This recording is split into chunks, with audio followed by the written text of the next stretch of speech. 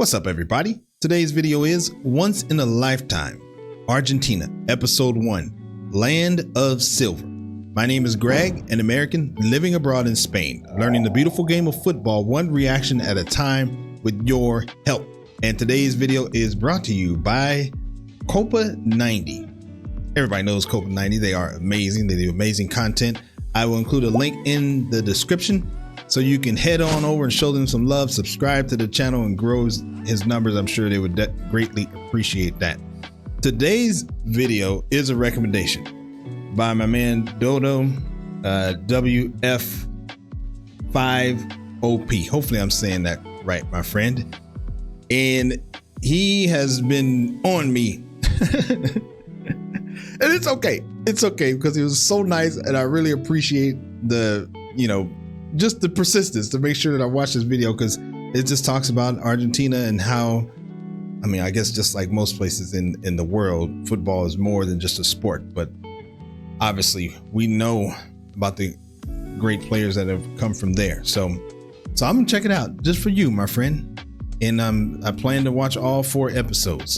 But I do think it's gonna be good. I had multiple people recommending it as well. Before we get started here, go ahead and subscribe to the channel and like the video. That way you can be a part of my football brain trust as we continue on this journey to learn the beautiful game. Y'all ready? Let's go. This is now the craziest video I've ever made. And it's been 12 hours. Are you filming that? Argentina is always double. Wow. What just happened, Ellie? My words aren't going to do justice. Roll the tape. My name's Ellie Menjum, and for the past few years I've been traversing Europe, documenting the tales of football clubs and their fan bases who've been on the verge of winning something for the first time in a long time, if not ever. From northern Turkey to southern Spain, from southwest Germany to the Basque Country, I've been on a mission to show how important it is that the game has a variety of winners, so that we learn about new places, new people, new cultures, and most importantly, new stories. Then came the 2022 FIFA World Cup, where I knew the exact once-in-a-lifetime story I had to tell. So as the world's media descended on Qatar to be at the tournament, Copadani and I decided to fly 8,000 miles in the opposite direction to tell the ultimate story of a football fan base on the brink of ending the 36-year wait for the biggest prize in sport. But what we found was a story that transcended football, a story that reached into the very soul of a nation that laid itself bare over 2 fateful weeks. A story that etched a struggle for identity in a search for glory that began over 2 centuries ago. A story about Lionel Messi, Argentina, and 45 million people yearning to reclaim their place in history. This is the all-angle, on-the-ground, as-it-happened, ultimate account of perhaps the greatest football story of our time. Oh, cool. Oh. This is Once in a Lifetime. Okay. I want to start at the beginning of all this. We're good to go? Yep. We're good? Okay.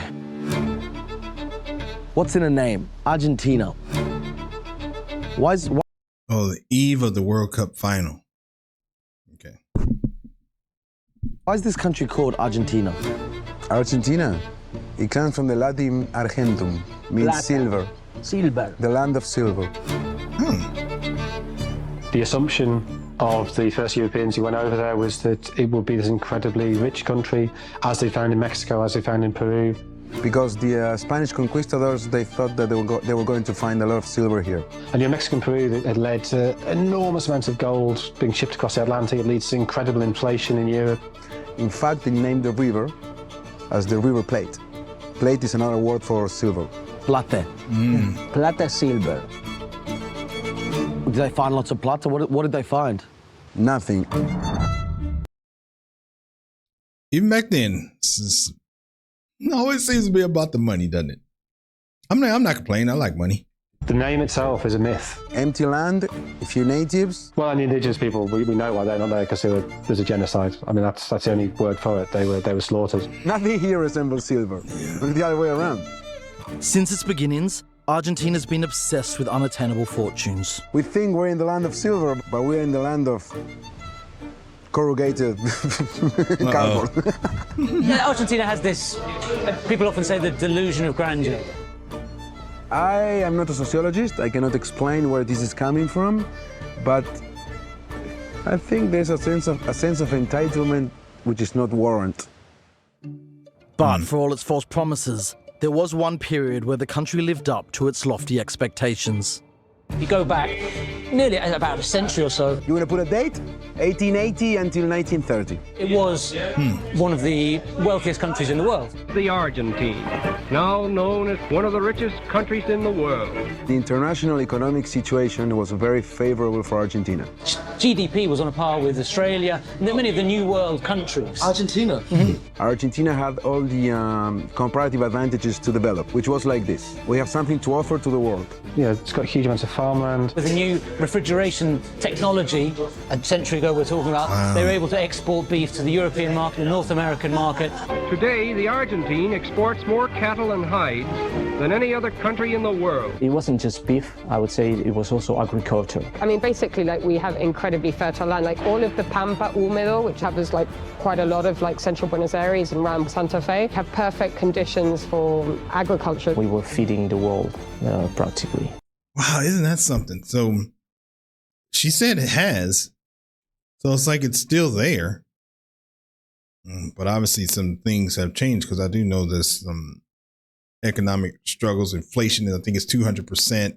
It's just not great there right now. So Have perfect conditions for agriculture. We were feeding the world, practically. And that made Argentina a remarkably wealthy country.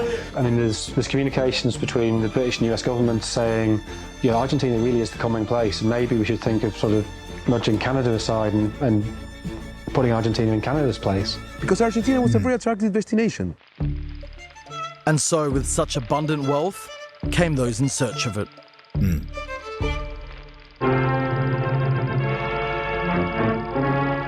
Nuevos contingentes de inmigrantes llegan a Buenos Aires después de 18 días de feliz navegación. It was a wonderful place to come because you have the opportunity to prosper. Vienen por un destino mejor, por un destino que les devuelva la primaria alegría de vivir. Relative to the size of the population, we had, for a period of time, more immigrants than the American. This influx was an exclusively European migration, where the new arrivals hailed from all over the continent, be it Spanish, French, or even Russian. But the most significant arrivals were the Italians. Hay a su bordo 940 inmigrantes italianos, casi 1 millar de hombres, mujeres y niños que han dejado atrás una vida para iniciar la nueva etapa que les ofrece nuestro cálido puerto de paz. And with migration of the early 1900s, predominantly by boat, naturally the vast majority of Italian migrants came from Italy's port cities, many from the northern Italian port city of Genoa, but the majority from the southern port city of Naples. You know what the nickname of Italian peoples are here? How do we call Italians? Tanos. Thanos. You know why? For Napolitano. That's the reason. They all came from, most of them came from the south, and we identify them with Naples. I tend to agree with people that say that Argentinians are Italian people speaking Spanish. Buenos Aires itself. Really? That's super interesting. I didn't know that. Are Italian people speaking Spanish. Buenos Aires itself is very linked to Italy, and particularly to southern Italy, and particularly to Naples. You see that in the accent, you see that in the slang. The rhythm, it's more Italian. It's got a sort of sing-song quality like Italian, and that's obviously the Italian influence. You see that in the cuisine, that there's a large Italian influence there. Pasta, pizza, cold cuts, they came and they conquered the people's palate. And you know, if you look at the architecture, The Italian architectural legacy, which is either these very grand ornate buildings, and then you had the more modest single-story dwellings, which are called PHs. when you're in Buenos Aires, you can be in a really run-down area and suddenly turn a corner, and there's an incredibly beautiful square that makes you feel like you're in a remote town in Italy. So the Italians, I think they really left their mark in our culture. But this influence wasn't just confined to accent and architecture, especially in Argentina's capital, where a distinct I wonder if something bad came from it. way of being was imported directly from Italy's south. Buenos Aires is closer to Naples than to any other European city. What? You mean in geography? Culturally, the way we interact with each other. feel like this is a country of extroverts. They're warm, they're lovely, but they're really in your face. See, if tomorrow he wins... So Argentinians are very expressive. It's like... ¿Qué hubiese pasado si Argentina pasaba a las semifinales? And your sons? They get quite hot-headed. They get quite passionate. Él me pregunta a mí, ¿por qué qué? And they use their hands. Name 2 players who ever played with Maradona. Nos creemos que tenemos la potestad de decirle a alguien que por ahí es más tímido, ¿cómo vas a hacer así, no? That's why it was a perfect fit for Maradona and Naples, because they're like us. Mira, nosotros somos en la gran mayoría descendientes de latinos, italianos, españoles. Lo que pasa es que creo que hemos superado esa emocionalidad que, o sea, nosotros le agregamos la cuota que nosotros decimos argenta. Yeah, they're passionate about everything they do. Se vive diferente la pasión. Pues nosotros tenemos la pasión, la sangre. They're passionate about their politics. No, the obsession with Perón is extraordinary. I mean, you mentioned JFK, but the Argentine obsession with Perón is way more extreme. They're passionate about their literature. There's a big book scene here, and they still consume a lot of paper-printed material. Perón? You mentioned JFK, but the Argentine obsession with Perón is way more extreme. Perón. They're passionate about their literature. There's a big book scene here, and they still consume a lot of paper-printed material. You will always find a bookstore. For many, many years, we've had like more bookstores per capita than anywhere else in the world. They're passionate about their music. Tango is a very good example of our passion. What the heck? I didn't know that. You'll always find a bookstore. For many, many years, we've had like more bookstores per capita than anywhere else in the world. They're passionate about their music. Tango is a very good example of our passion for music. Carlos Gardel, who was the most famous tango singer, you'll see portraits of him all around the city. Oh, wow. Yeah, one of the things about Argentinian society, everything is, it's extremes. Absolutely, absolutely. It's a country of extremes. Para nosotros es como exacerbamos. I don't know if they like to over-exaggerate, but everything is like grandiose and amazing. And yeah, I suppose there is quite a bit of that. The best, the biggest, the longest, any superlative, they've got it. Yes, sometimes we feel... oh, man, I can see where this is going. It's going to be unbelievable. A little sense of superiority. The best steak. Yes, best steak in the world. I couldn't think of a better steak elsewhere than in Argentina. The thing with steak is like our entry level is so high that we're just spoiled. The best wine. The wine here is insanely good. Like the Malbec for sure. There are some wines that even surprise the French. Widest avenue in the world. Really? Yes, the widest and the longest as well. Many Argentines are proud to say that they feel that we've perfected the gelato. Yeah, it's a very, very passionate place. So how does an Argentinian commit?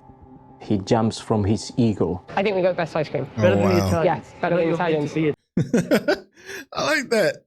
Jumps from his ego. Ego's so tall. He jumps from his ego. I think we got the best ice cream. Better than the Italians. Yes, better than the Italians. Italian. No. Yes. Best ice cream is not. Yes, it really is.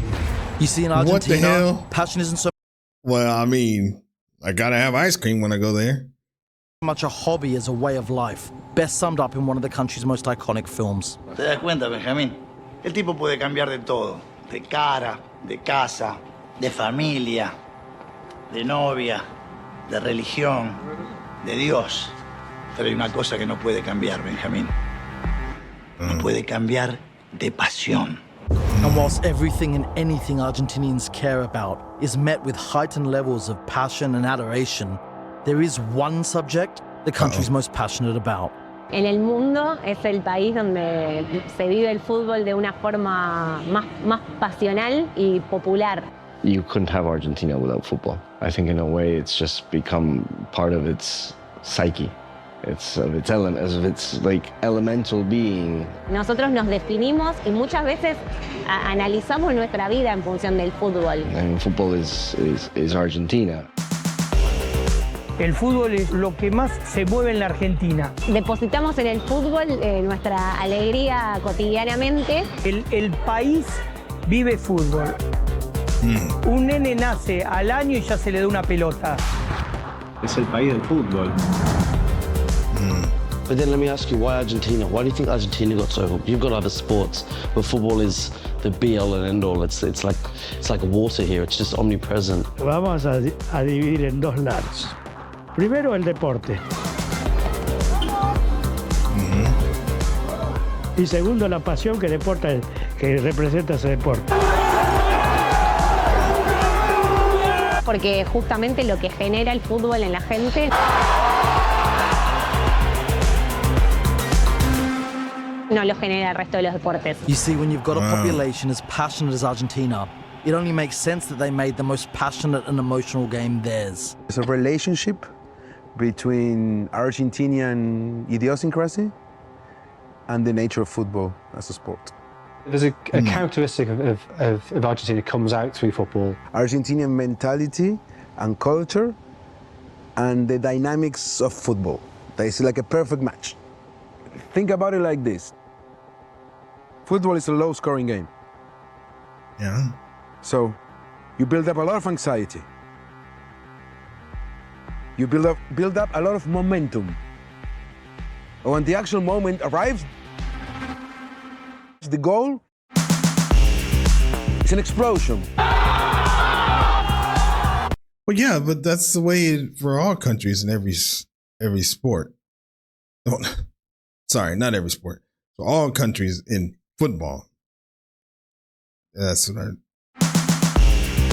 It's an explosion. I'm gonna use this expression like an orgasm. Whoa. There is something magical, something intrinsic about football. It's something that no other sport have. That's true. I agree with you on that. Digo, vos vas a la cancha a ver cualquier equipo acá y por más que vayas solo, si el equipo hace un gol, un desconocido te abraza. No te quedás nunca festejando solo. Tipo, si todos gritan un gol, hasta el más tímido se terminan parando y abrazando con alguien. Porque también creo que si bien tenemos un montón de defectos y cosas a trabajar como sociedad, hay algo que nos enorgullece, que es poder compartir la alegría. But it's not just the uniquely emotional and passionate element. But I'm just wondering, I mean, I know in Spain it's similar to that. And he did say there was a huge influence from Italy. So I would imagine Italy is the same. So this is a question to pose to everybody to put in the comments what you think. Like, why do you think, I'll probably get into it as we go along here, but why do you think it's different in Argentina? Elements of football that make this game so important to Argentina. In 1913, there's a series of lectures at the Odeon Theatre in Buenos Aires, given by Leopoldo Lugones, who was a national poet. The president goes, lots of very senior figures. Everybody goes to these lectures. And this is a national poet talking about national character. Who are we? And he concludes that the spirit of Argentina is best represented by the Gaucho. The cowboy who made sure that the huge herds of cattle were safe, and from the huge herds of cattle you get the beef, and from the beef you get the wealth. So the Gaucho is massively important. And also the Gaucho is a very romantic figure. There's a reason why cowboy films are popular.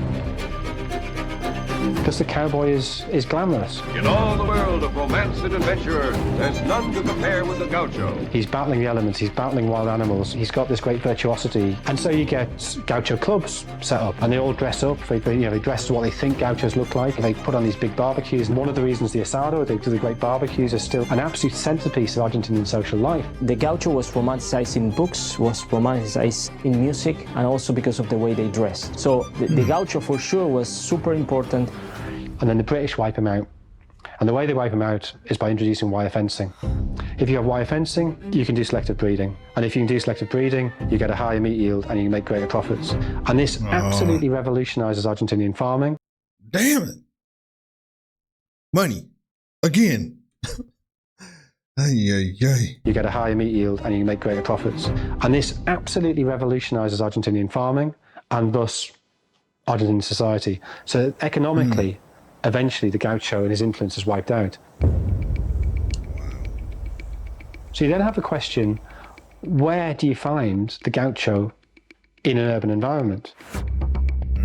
So El Gráfico, one of the world's great sports magazines, at its peak it was selling, I think, over 100,000 copies across South America every week. El Gráfico was born in 1919 and it ran until January 2018, so 99 years. It was this revered magazine product, Bible of sport, whatever you want to call it, but it was very special. Many people learned to read with El Gráfico. It's not a football magazine, as in a glossy thing with a couple of interviews. It really goes into detail. Maradona first met Pelé in a production specifically for El Gráfico. Muhammad Ali came to Argentina invited by El Gráfico. It was like the football's Rolling Stone magazine. So El Gráfico, they say that spirit of a gaucho, that combination of toughness, cunning, cleverness, virtuosity, and glamour, where do you find that? Football. And they say you find that in the pibe. The pibe is the urchin child of the streets. Y el único juego que tienen es una pelota. He learns the game on the potreros, on the vacant lots of the city.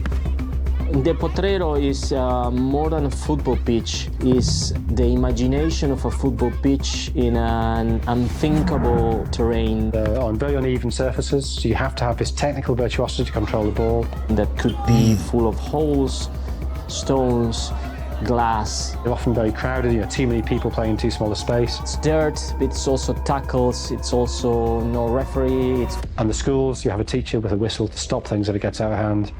In the potreros, you have to be able to look after yourself. You have to have that cunning, that streetwiseness. This is the place in which many talents couldn't survive.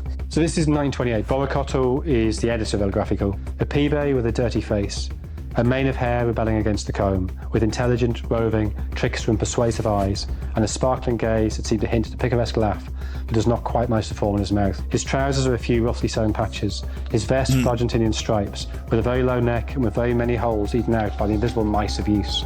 Barefoot or with shoes whose holes in the toes suggest they've been made through too much shooting. His stance must be characteristic. It must seem as if he is dribbling with a rag ball. If this monument is raised one day, there'll be many of us who will take off our hat to it, as we do in church. Now this is 1928. Oh my God. And what he's giving you there... As we do in church. Take off our hat to it, as we do in church. Now this is 1928. And what he's giving you there... If you take that extract, and you don't give people any context and say, who is that? It's Diego Maradona. It's obviously Diego Maradona. 49 years before Maradona makes his international debut, 32 years before Maradona's born, he predicts the coming of Maradona. Oh, wow. And that's why when Maradona arrives, immediately he's celebrated because people have recognised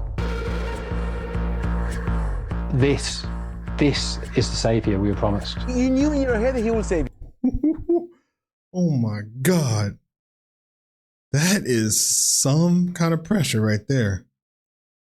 I mean, to be told somebody predicted your birth from when you got here, and you're basically there to save the country.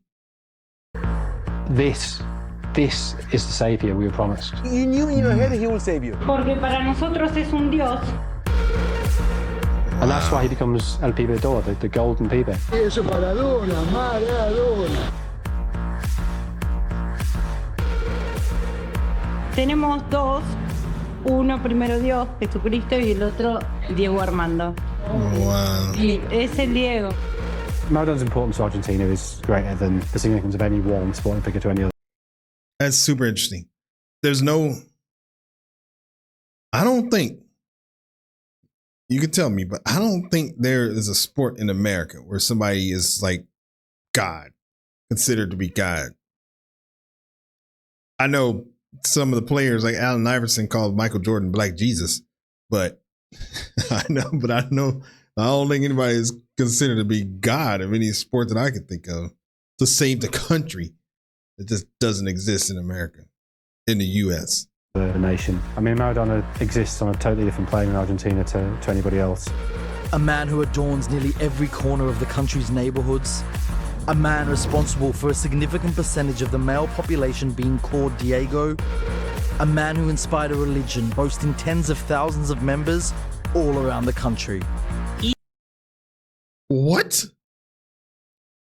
Inspired a religion? The hell? For a significant percentage of the male population being called Diego. A man Maradonian church commandments. Oh my God. No pun intended. Or pun intended, I don't know. A man who inspired a religion boasting tens of thousands of members all around the country. Iglesia Maradona. Y cuando tengo que prender una vela por algo, se la prendo a Diego. Cuando tengo que pedir algo, se lo pido a Diego. Maradona was larger than life, period. But for anyone left who still doesn't know, Diego Armando Maradona was the man who in 1986 led an unfancied Argentinian side to their second ever World Cup trophy. No one saw that he was going to put such an individual performance that a team that just a few days before the World Cup was performing very poorly and no one has any hopes about it, will transform it into a winning team. It's a single moment, it's a single World Cup where like one player has grabbed the tournament by the scruff of the neck and won it. That's only happened once in the history of the game, of the World Cup. That was the magic of Maradona. All of which led to nationwide scenes and emotions the country had never experienced. It's the greatest day in Argentine football history. Like, nothing's even close. No podías caminar. Se explotaba de gente. You look at the celebrations after the final and it's extraordinary. It's millions of people on the street, these mass celebrations. Wow. People were like moving cars. They're so happy they were moving cars, literally. And as far as you can see, it's people, blue and white shirts everywhere. I think winning that World Cup was almost as big as getting democracy back in '83. And whilst, yes, Argentina had won one other World Cup in 1978, that was won during a time the country were under a despised military dictatorship. It was a fantastic victory, the 1978 World Cup, but there was always a dark cloud because of the military rulers of the time. So that's interesting. So it's almost seems like to the people, or the fans, that the 1978 World Cup was almost like it had an asterisk. Like they don't even want to claim that one. So really, in their minds, like this is the only one and the most important one. So that adds even more importance and significance to it. And so over time, it was that 1986 win that became a unique symbol of Argentine utopia. That thing that surrounds, that World Cup, that mythology, it will never be, it cannot be replicated. And whilst Argentinians fondly remember every moment of that tournament,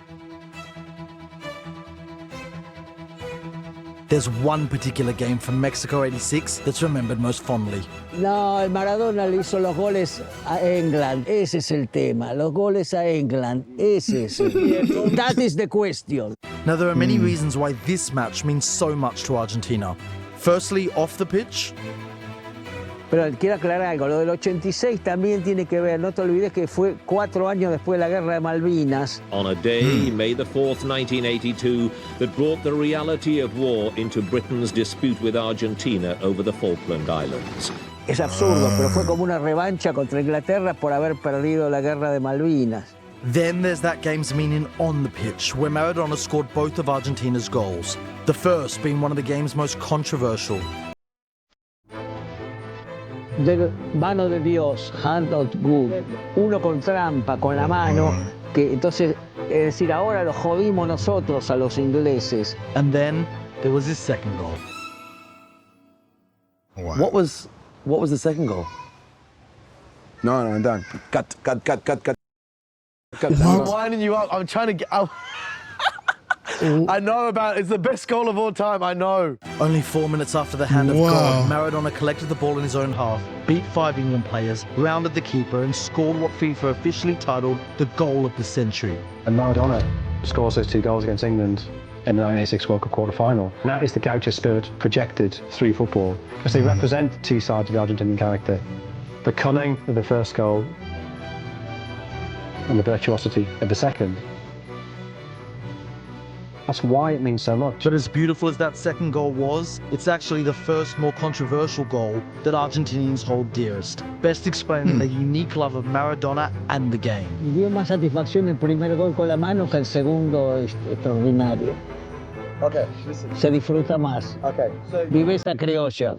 And if there's one term you need to know to understand the spirit of Argentine football, it's that one. How do you say it again? Viveza criolla. Viveza criolla. Yeah. What is it? So if Brazilians live their football in jogo bonito terms, we have something different, something very different. We call it Viveza criolla. It's cunningness. Yes, pretty much. Cunning would be a very polite, nice way to describe viveza criolla.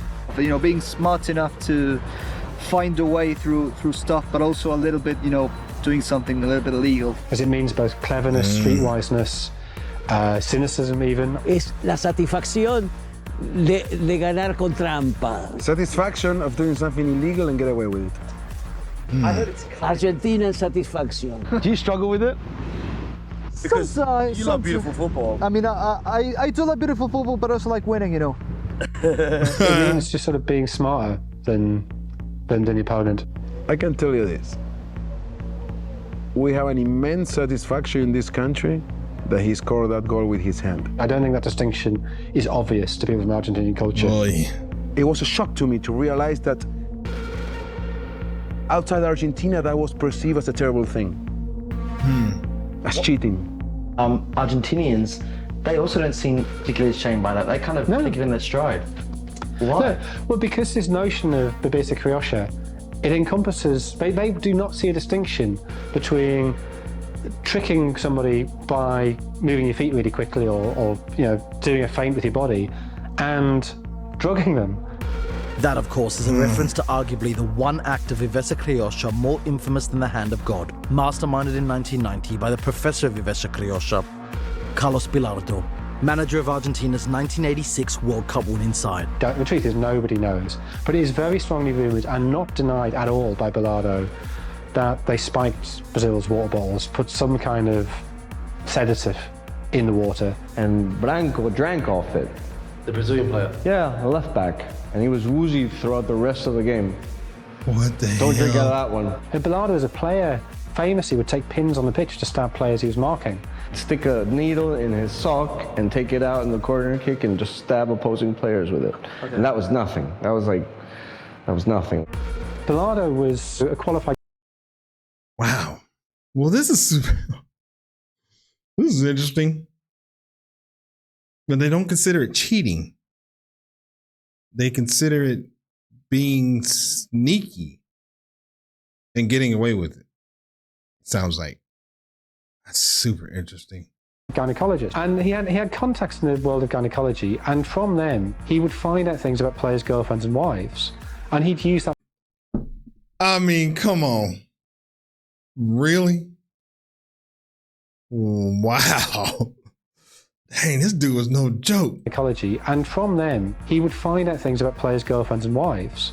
And he'd use that to wind them up on the pitch. So Roberto Perfumo, the great Argentinian centre-back, he was sent off for punching Bilardo in the face, supposedly because Bilardo started talking to him about a problem that Perfumo's wife was having. Bilardo, Maradona and the Viveza criolla spirit took Argentina to another World Cup final 4 years later, before Argentina won 2 Copa Americas in a row. They win the Copa America in 91 and 93, and then suddenly, 94, they stopped getting the results. But by this point, Argentina had tasted such success on the international stage that expectations at every tournament were now raised to unrealistic levels. I think the yearning for success from Argentina is, I think it's very hard to overestimate. Con muchas expectativas, con todo siempre pensando que va a llegar a la final y va a ganar. The 1986 World Cup immediately became the bar that everything was to be compared with that moment. I mean, what was up to win the World Cup? That's how I grew up. Why? Because the first one I saw, we won it, and I thought it was a normal thing, the normal state of affairs. Yeah. We have Maradona, we won the World Cup, we have to win it all the time. And whilst from then on they weren't still winning tournaments, with a round of 16 appearance at World Cup 94, a quarter-final appearance in World Cup 98, and 2 quarter-final appearances at the Copa America, it was hardly a disastrous era. But for such a passionate nation who see the game, and particularly this tournament, as part of their identity, well, rationality doesn't play a role in expectations. Quizás para, no sé, para Marruecos haber salido cuarto es algo extraordinario. Para Argentina salir segundo, para mucha gente eso es un fracaso. And so despite boasting many of the 90s greatest footballers, each and every one floundered under the weight of the memory of Maradona's achievements. However, it's not just football where Argentina's weighed down by nostalgia. Argentines do live in the past. Is that still true? That's interesting. Because this was made, this is supposed to 6 months ago. And they're pessimist about the future, and they're pessimist about the present, but they're like very proud about the past. There's this real nostalgia for the 1920s, which makes sense because that's when Argentina really mattered. It's a country that's slow to modernise. It's profoundly nostalgic culture. It's always harking back. There's a lot written about and research about what you can tell about a society through its national song. And the tango, of course, is this very passionate dance, but it's also a very nostalgic dance.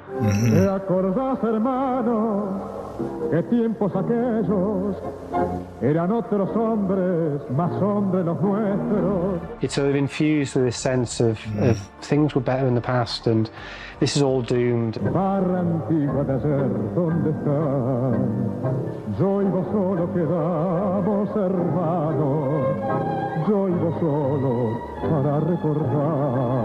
The lyrics are about unrequited love, about dreams not materializing, about yesteryear. Me siento a recordar a la gente de la barra y a los que hoy ya no están.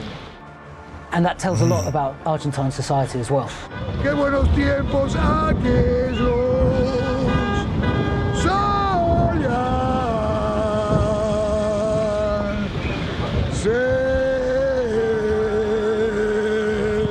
You look at the architecture.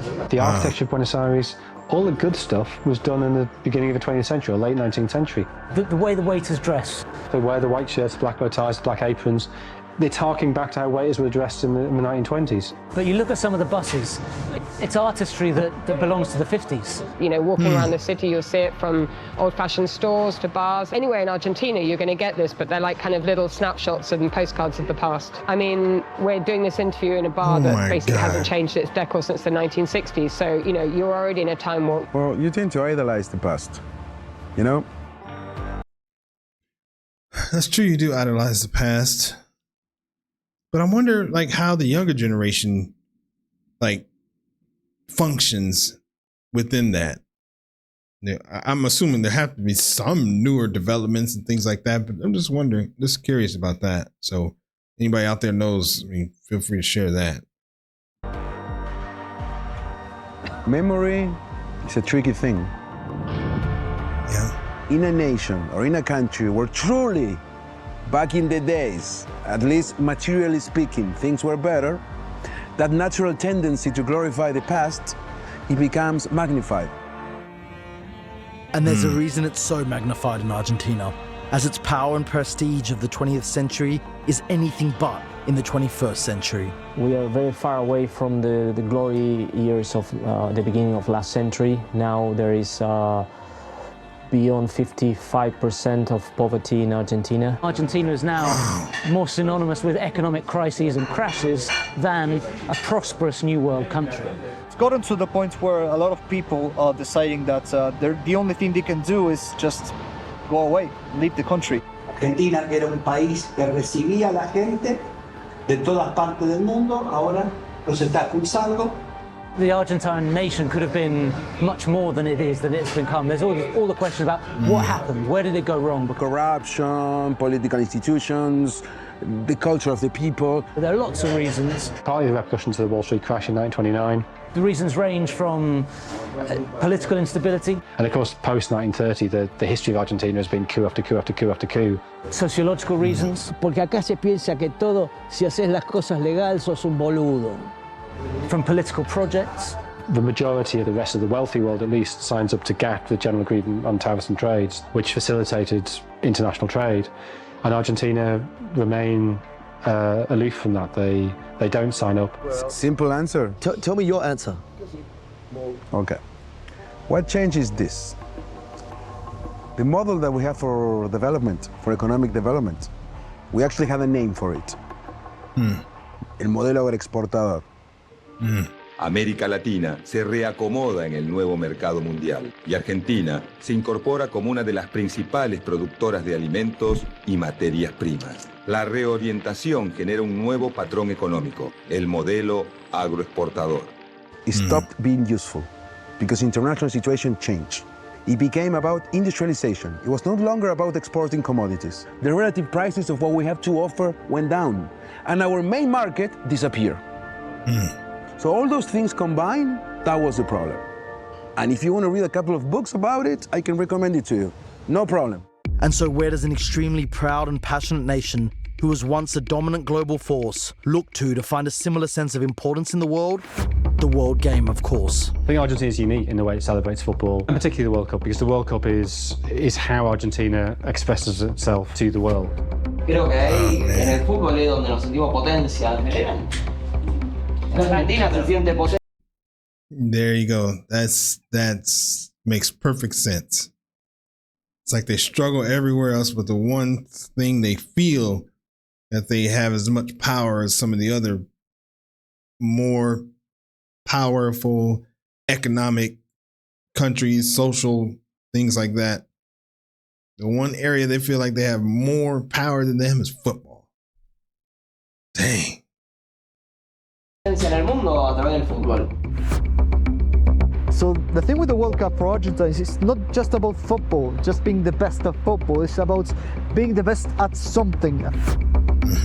Yeah. That is how they show their worth, or how they validate themselves, particularly to a European audience. So while we might not dominate anymore, on several fields, especially industry, we can actually say that football is the one thing where we can still be the very, very, very best. There is reality, an objective reality, and then there is perception.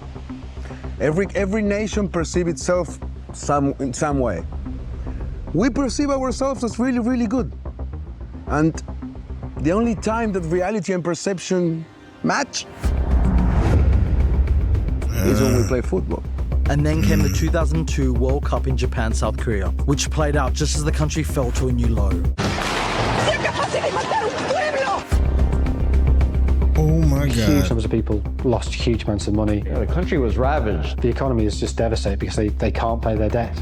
Mired in a $93 billion debt to the IMF, demonstrations, riots, and general chaos sent the country into near societal collapse. The only glimmer of light being their best national team in decades, who under coach Marcelo Bielsa went to the tournament filled with optimism. In 2002, they qualified brilliantly under Bielsa.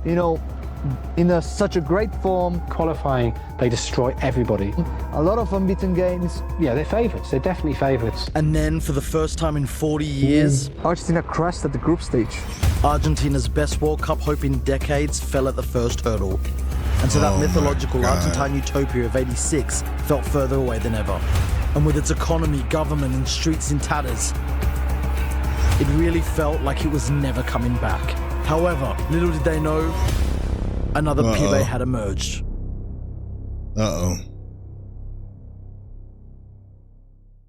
Next time on Once in a Lifetime. Needed something to celebrate, something to believe, something to be hopeful about. Yet one game in, it already looked doomed. So after the Saudi game, we couldn't lose anymore. One more loss and we're out. They play Mexico next. If we would have drawn against Mexico, we were out in the second game. So basically it was sudden death from that moment on.